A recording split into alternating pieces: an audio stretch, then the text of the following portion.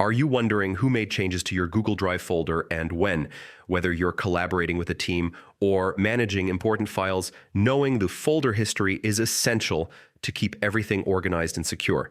In this video, I'll show you exactly how to view the folder history on Google Drive step by step with the latest 2025 interface.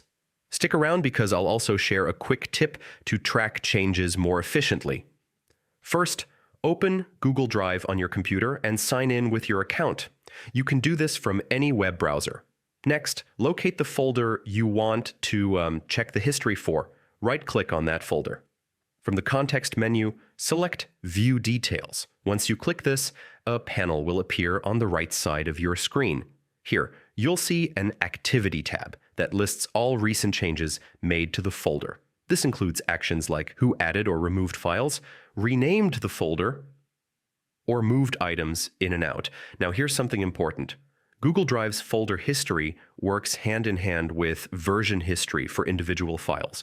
If you want to see more detailed changes to a specific document or file inside that folder, just open that file, go to File in the menu, and select Version History. If you're working in a shared drive or with multiple collaborators, you'll also see who made each change along with the date and time.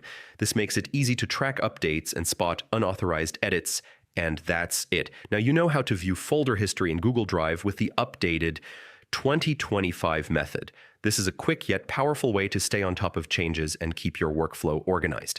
If you found this video helpful, give it a thumbs up, subscribe for more simple tech guides, and let me know in the comments what tutorial you'd like to see next.